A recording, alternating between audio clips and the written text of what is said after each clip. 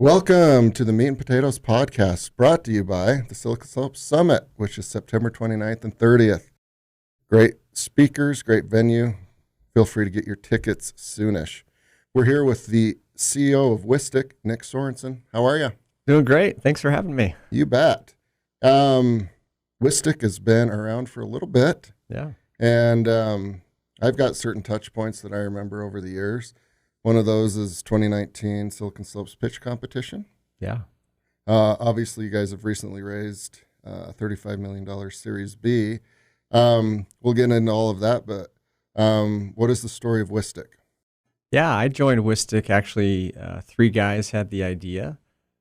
Essentially, Whistic is doing kind of what LinkedIn did for recruiting in the vendor security space. So think about LinkedIn. I used to have to request your resume pre-LinkedIn in order to know if you're a fit for my role, but post-LinkedIn, I can just go search your profile and I can determine if you're a fit. In vendor security, companies, when they want to understand if a third-party vendor is going to secure their data and be a good partner for them, they actually traditionally send a spreadsheet with hundreds of cybersecurity and information security questions. It's a very laborious process. If you're a sales rep out there and you've gone through this process, you hate it. It slows down your sales cycle. So what Whistic is doing is we're taking that offline spreadsheet and email process and turning it into a two-sided network. So companies can build a Whistic profile with all of their cybersecurity, compliance, privacy information in it, publish that profile to Whistic, and then you don't have to do this back and forth questionnaire process. So that's essentially what we've set out to build. Like you said, we've been at it for a few years now, and we're excited. Very cool. Can you give us an example of how that would work in the real world? You've got the sales rep that doesn't want to deal with the spreadsheets, but then the companies don't want to get burnt in a cybersecurity incident. Is that correct? Yeah. For cool. example. So how you can omit names or whatever, but give us an example. Yeah, let's say Airbnb is wanting to work with, or one of our customers, let's say they're wanting to work with a third-party vendor. And typically, that vendor needs to go through a vetting process in order for them to feel comfortable about bringing them on. And so Airbnb could be either a buyer or a seller inside of Whistic. In this case, they're on both sides of the network. And if you're doing an assessment on a vendor that already has a Whistic profile, instead of sending hundreds of questions to that vendor, all you need to do is just get access to that profile. You can do an assessment in hours instead of weeks. Sometimes it takes months to get this whole process and get all the information you need in order to perform an assessment. So really what we're doing is we're compressing that time it takes to get the information you need in order to make a decision about, can I trust that third party to do business with them? And so on one side of the coin, we help those companies that are making those vetting decisions. On the other side of the coin, we enable sales teams, sales reps to share their profile proactively, typically through a Salesforce app that we have, with their prospects and customers early on in the sales process, so they don't have to wait to the end and answer all these questions and go through those hoops. Okay, because it could derail the deal, theoretically. It often does, yeah. We did a recent survey, 90% of sales reps have a deal push on a quarterly basis as a result of security review. So that's really what we're talking about on that side of things. Interesting. And probably a part of business that a lot of people are not familiar with if they don't have to feel the pain. Yeah, it's kind of a forgotten side of cybersecurity. You hear all of these really cool things about cybersecurity. This is an unfun part of the job if you're in the information security team. Yeah. So they're heavily invested in trying to automate this. Yeah. So in the olden days with the spreadsheet, the sales rep would be excited to close the deal and get a commission. And then folks would look at the spreadsheet with the background that would enable them to know these guys are good or these guys are not somebody we want to interact with. And that would take a lot of eyeballs and brains. Yeah.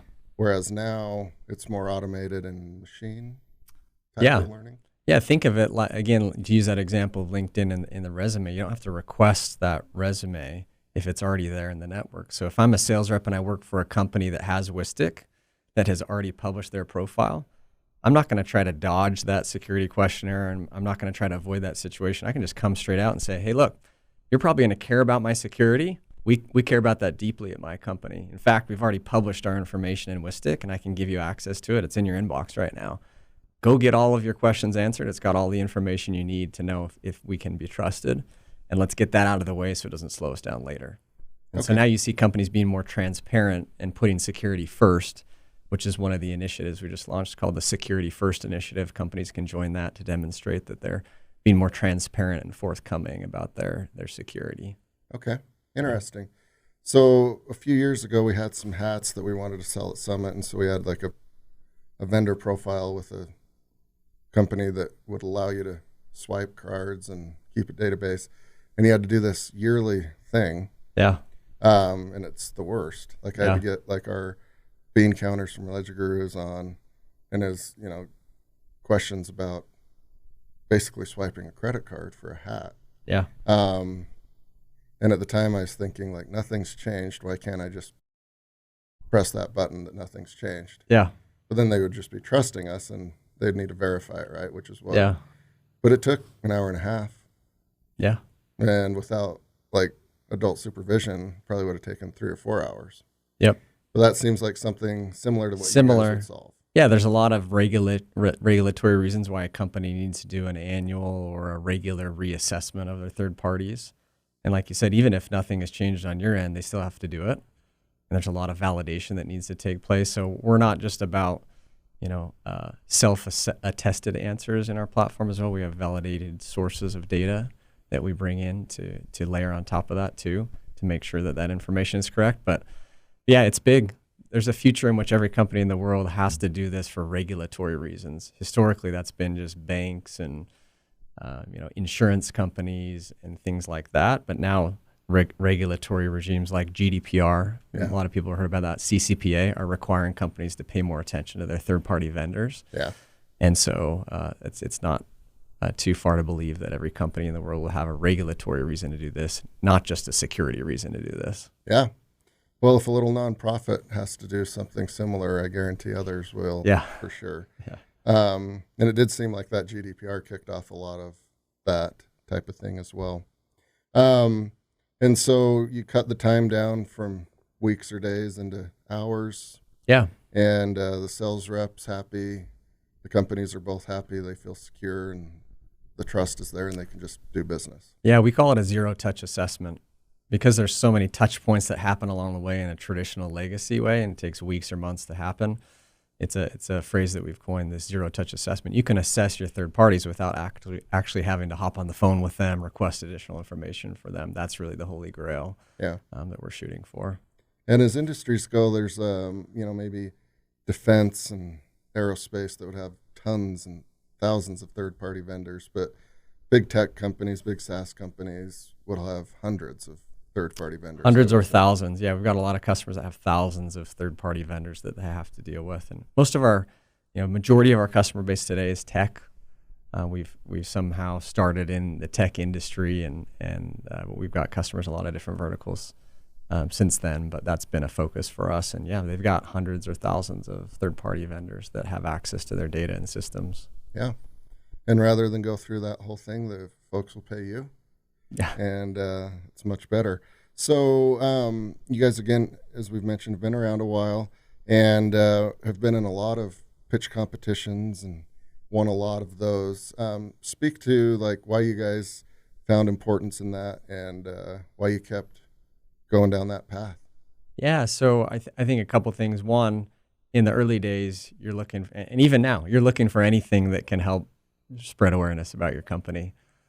And that's why we did the Silicon Slopes pitch competition. I had attempted raising seed round that fall without success.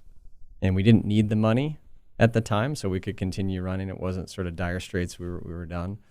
We were actually in a position where we could operate the business without outside capital. But then the pitch competition came along, and we thought this would be a great way to get awareness, and perhaps we could meet some investors, get some more eyeballs as a result of that. And that's actually what ended up happening. And so we've done that a few times, the Silicon Slopes competition, BYU, some things there. MX hosted a USAA sponsored competition that we won that's opened some doors for us. So we found a lot of success in those over the years. Yeah.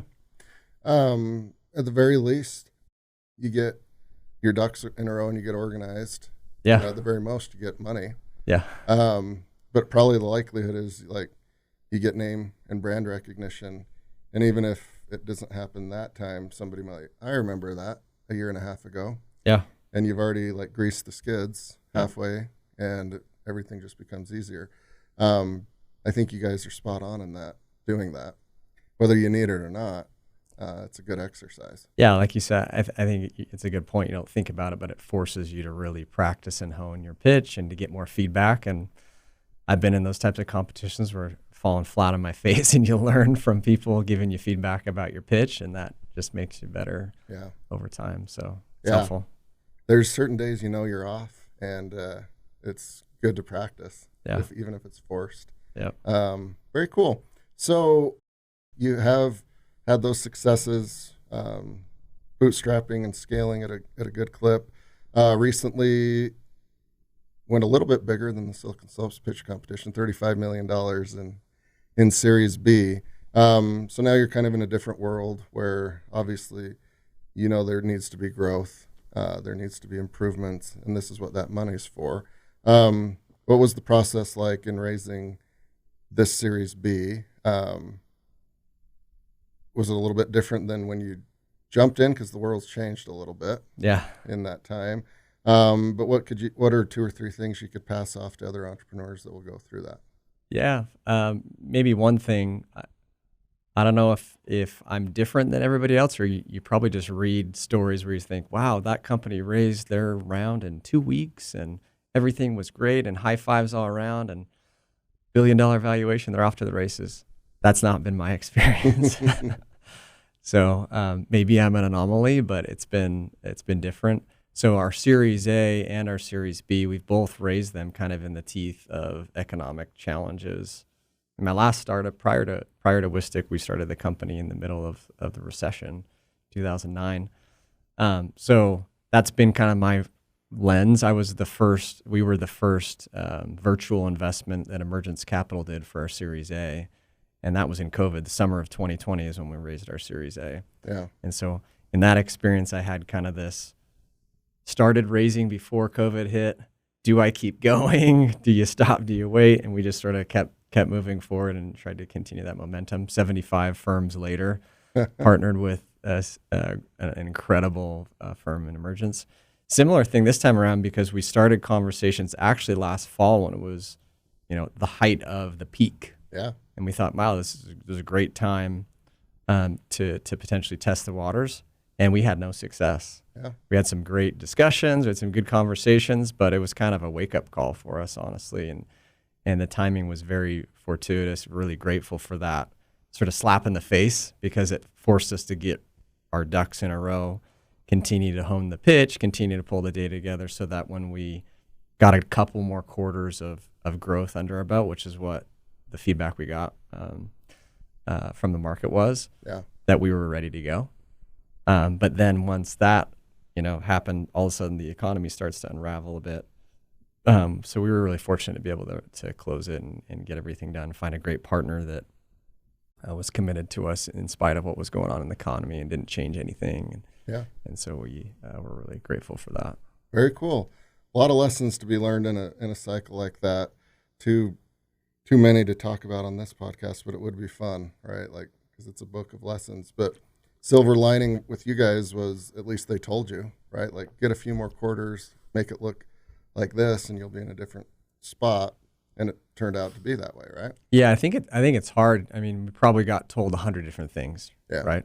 If you can do this, or if you're things like this, and a lot of what I've experienced is just, hey, you don't look like this this outlier in my portfolio, therefore I'm not interested in talking to you. And sometimes that's pretty frustrating.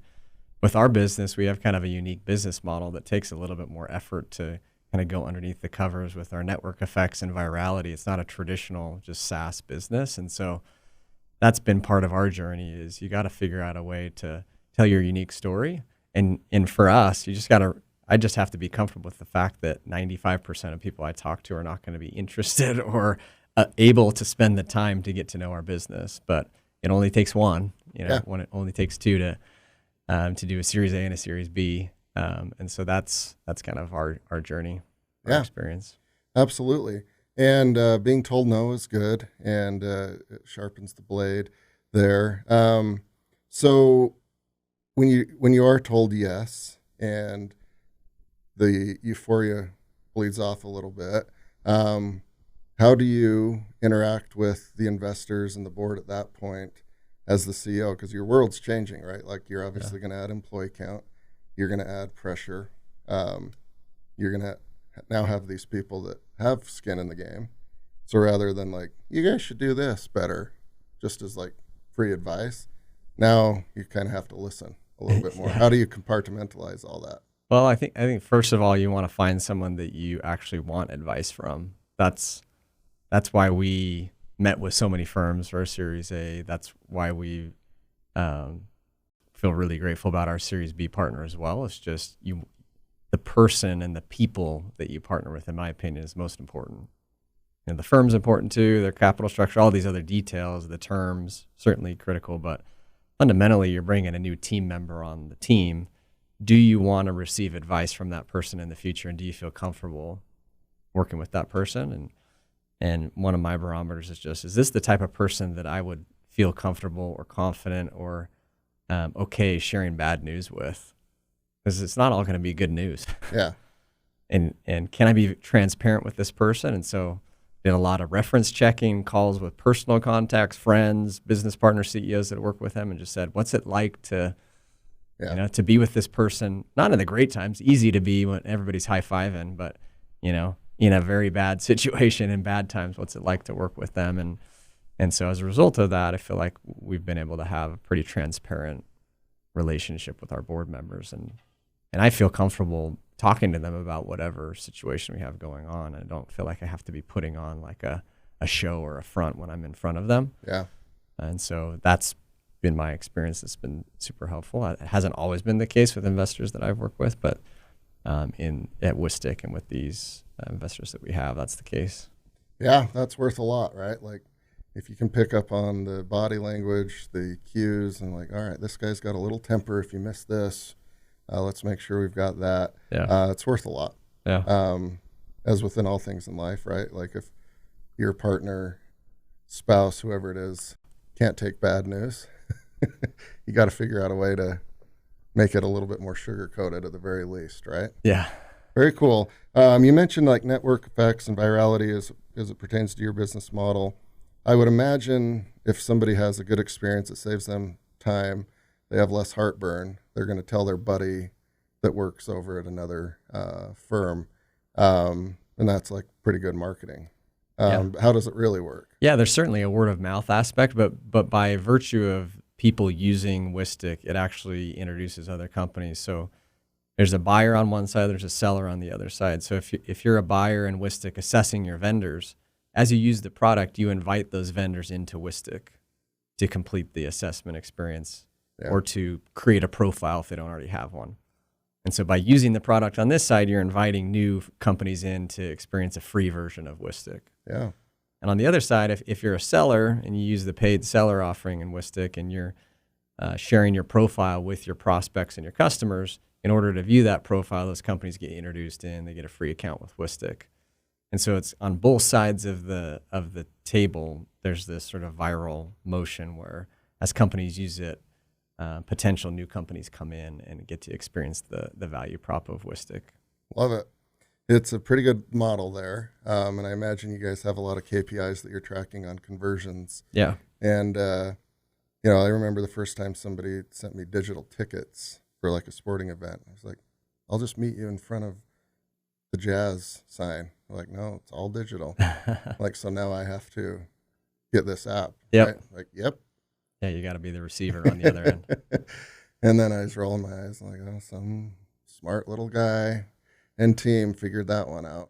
So we don't take credit for, we didn't, the initial team, we didn't say, hey, if we devised it this way. It's just that by virtue of the problem we were solving, we kind of fell into it.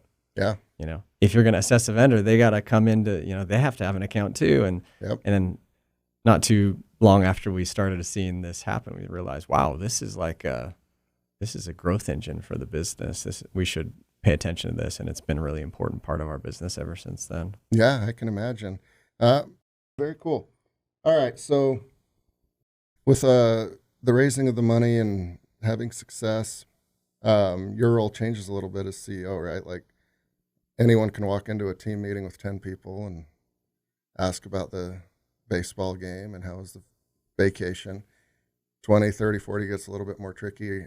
You guys are up to around 100 employees. Yeah. How do you and your kind of senior team manage that internally? Like, we're on this ship, it's sailing now. How are you guys going to go about growth?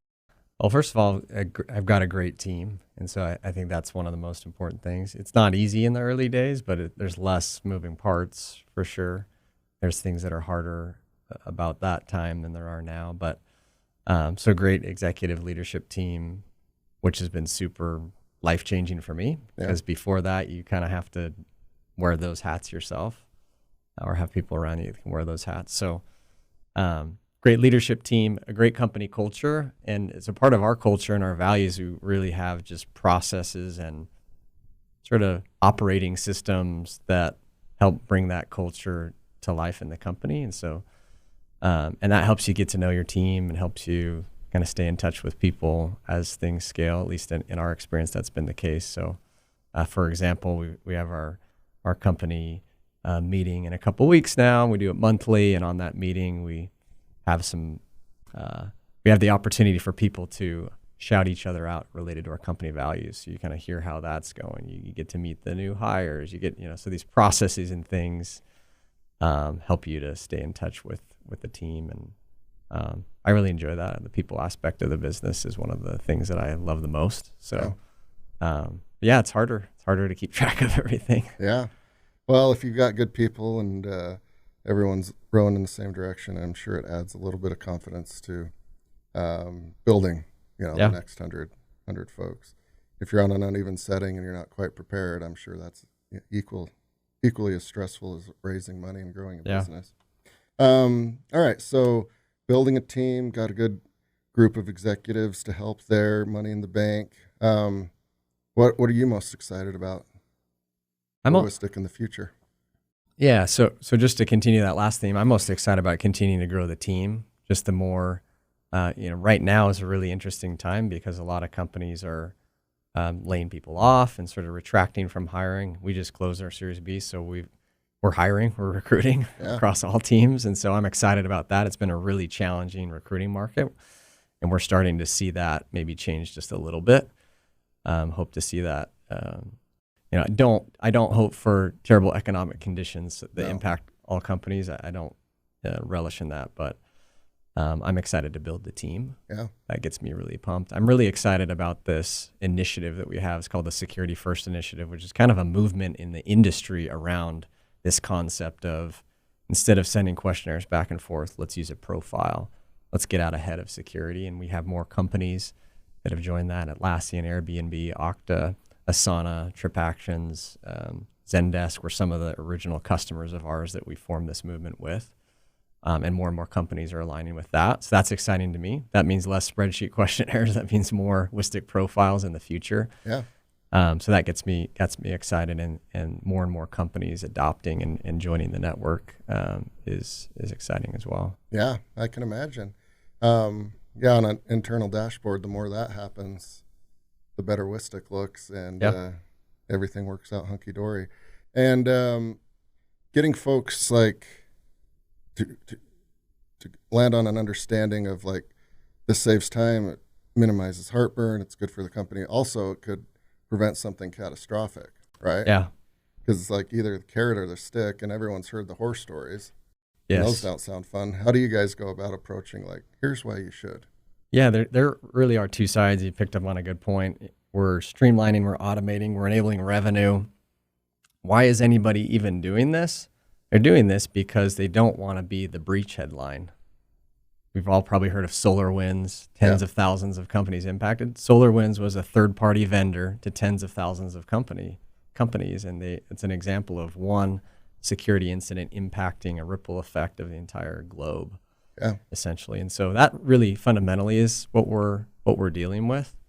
That's an important aspect of what we do. That's why information security teams exist in a lot of ways. Is to protect the data. Yeah. we try not to be the ambulance chasers and to really ring that bell a ton, but that is a part of the dialogue for sure. That's the thing that's on the mind of the people we're talking to on sales demos most of the time. So Yeah. it's an important aspect of what we do. Yeah.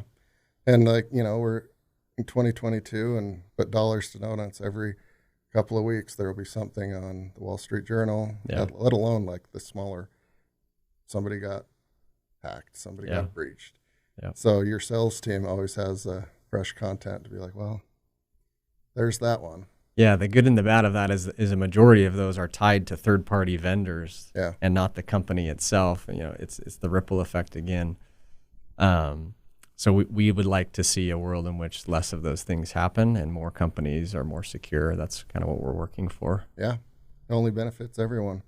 Well, this is fun, and congrats to you and your team, Nick. Thanks.